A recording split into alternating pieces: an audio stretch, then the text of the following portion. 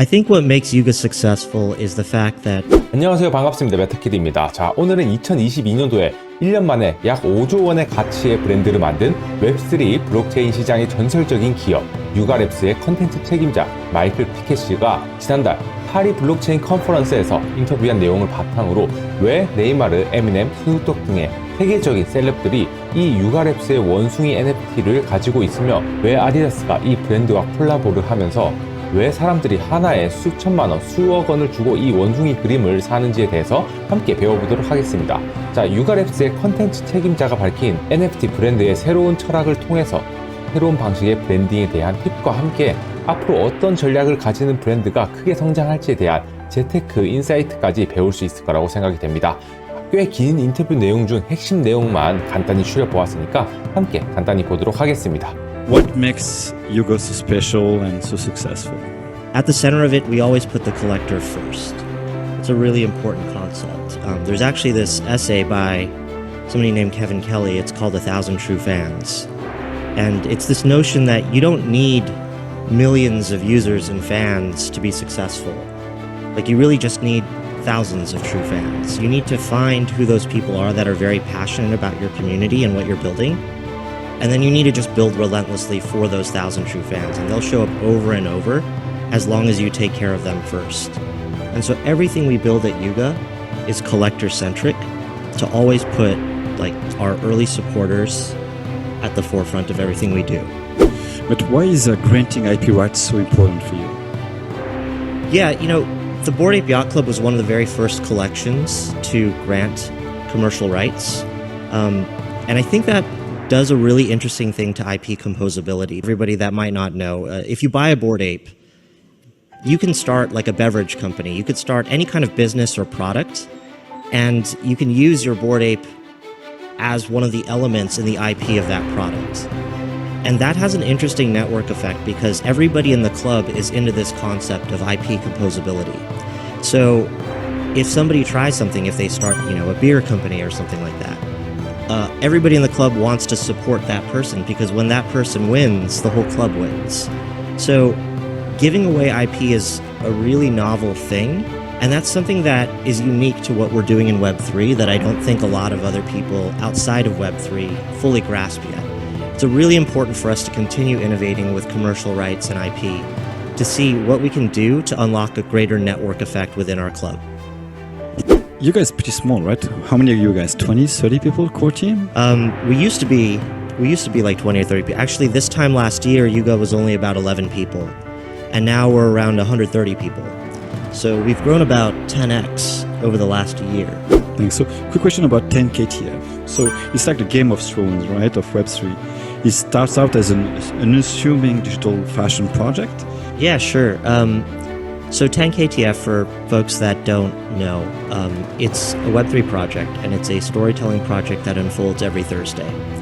And it's actually, the name of it comes from the idea I was talking about earlier, the Kevin Kelly essay, 1,000 True Fans. We looked around and we said, where are all of the true fans actually located at in Web3? And the answer was that they exist in a lot of big pockets. Like there's 10,000 Bored Apes, there's 10,000 Cool Cats, there's 10,000 CryptoPunks. And so we really saw those as 10,000 true fans. And so that's, even though we don't really push that as much, that's where 10KTF comes from. It's 10,000 true fans.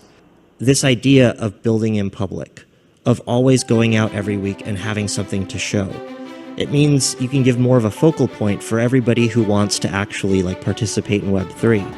Instead of, having to live on Discord 24/7 or Twitter 24/7, you're going to do that anyway, but focus it down almost like a TV show. So every Thursday at 6 p.m. Eastern, 3 p.m. Pacific, we roll out with a run of show, and all you have to do is focus for that 1 hour each week. What is the metaverse, your vision of the metaverse? 참고로 유가랩스는 아더사이드라는 수천 명이 동시에 접속을 하면서 게임을 하고 퀘스트를 하는 메타버스 플랫폼을 작년에 출시를 해서 그 당시 약 500억 원이라는 엄청난 수익을 올렸습니다. 자, 자세한 내용은 오른쪽 상단에 있는 지난번 영상을 참고하시면 되겠습니다. 자, 그러면 계속 보시죠. To me, when you build a metaverse, you're really taking the tools that would otherwise be used for gaming and you're retuning them so that they're used for social experiences. But where we use a lot of the horsepower is actually connecting people together in a way that no other platform can. So we could have everybody in this room in one singular instance of Otherside. We could have thousands and thousands of people play in a single instance of Otherside. And the features like proximal audio means that you and I can talk and we can hear each other really clearly, but we might not be able to hear what people in the back are saying. And that's how the Otherside system works. It's meant to feel more like an experience, even more so than a game. You can definitely still do gaming stuff, but that's not the foundation. But when you hop into Otherside, there's thousands of people that you can see right away. And like that level of density is extremely exciting, and I think that that's what's going to get people to keep coming back. And what we want to do with our platforms is get us back to a fun place of adventure where you can meet somebody from the other side of the world and go on a multi-hour adventure with them and really truly bond with them. Cool. Now, looking forward, in 2 to 3 years from now, what would be success for the other side? Yeah, 2-3 years from now, I could tell you even by the end of the year what success is hopefully for Otherside. I mean, right now we are working round the clock, a huge team to build Otherside. And it's something that we want everybody to be able to participate in. Success for us is really like in December, what if like I'm asleep and everybody at Yuga is asleep and other people are building on Otherside without needing us, and they're building their brand, they're using their IP, they're going like off of all of the stuff that I just said is important to Yuga, and they're building community on Otherside.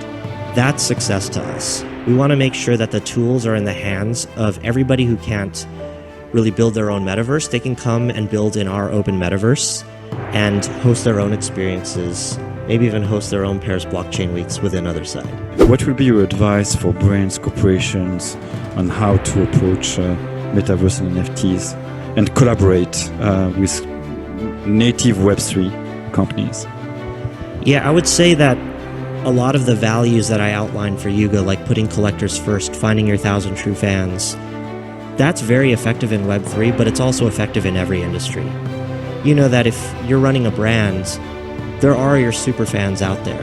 There's, or if you're running a new product, there's super fans that are really passionate about finding your product or your brand, and you just need to find them and really make sure that you're catering to the things that they want, because they're going to be your biggest advocates. They're going to be the people who support you over and over. For everybody that's kind of crypto curious or wanting to adventure into like how to be successful at Web3, think of 1,000 true fans, and then also just be involved in the conversation. Being at events like this is really like an eye-opening way to tap into the scene, and consider getting a PFP. Like that's a really great way to be involved in a community and test out building for yourself. 한 20명으로 시작한 기업이 어떻게 1년 만에 5조 원의 가치를 지닌 기업으로 성장할 수 있었는지 인터뷰를 통해서 간단히 알아보았습니다. 자, 이러한 유가랩스의 컨텐츠 브랜딩의 철학을 통해서 앞으로 브랜딩을 하시는 분 혹은 암호화폐 NFT를 넘어서 어떤 시장에서 기업에 투자를 하실 때 참고할 수 있는 좋은 인사이트가 될 수 있을 거라고 생각이 됩니다. 그러면 지금까지 시청해 주셔서 감사하고 다음번에도 더 재밌고 유익한 블록체인 NFT 메타버스 컨텐츠로 찾아뵙도록 하겠습니다. 감사합니다.